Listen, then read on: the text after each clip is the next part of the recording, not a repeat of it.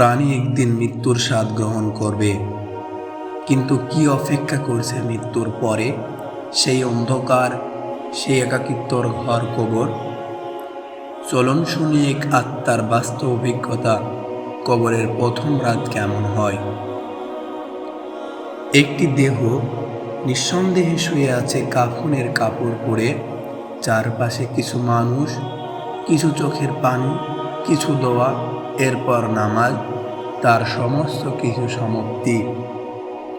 সবাই তাকে কবরে নামিয়ে দিল। পৃথিবীর আলো থেকে অন্ধকারের দিকে নিয়ে যাওয়া হলো নিজ কবরের দিকে।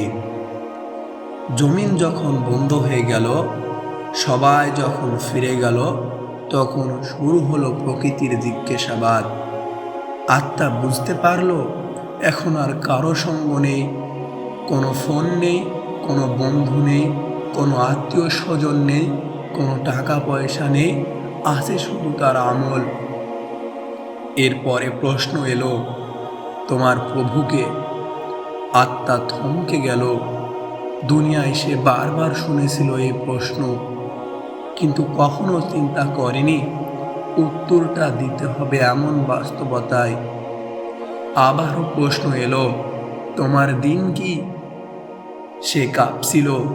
জীবনে তো ধর্মকে সময় দেয়নি, ব্যস্ত ছিল দুনিয়া নিয়ে, টাকা নিয়ে, খেলাধুলা নিয়ে, মौज মাস্তি নিয়ে।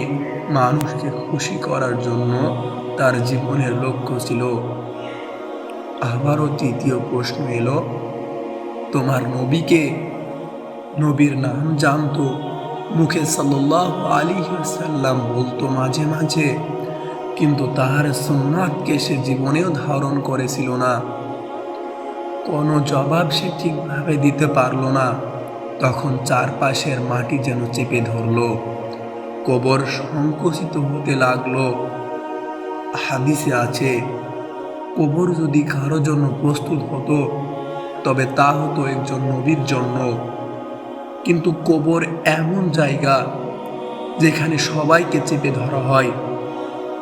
অন্ধকার, সে কান্না করে বলল, হে আল্লাহ, আরো একবার সুযোগ দিন। আমি নামাজ পড়ব, কোরআন পড়ব এবং সকলকে ভালোবাসব এবং হারাম থেকে দূরে থাকব। সকল সময় তোমার ইবাদত করব। কিন্তু সেই সময় শেষ, এখন শুধু হিসাব। ভাই ও বোনেরা, কবরের প্রশ্নগুলো মুখস্থ নয়, আমলের মাধ্যমে সেগুলো উত্তর তৈরি হয়।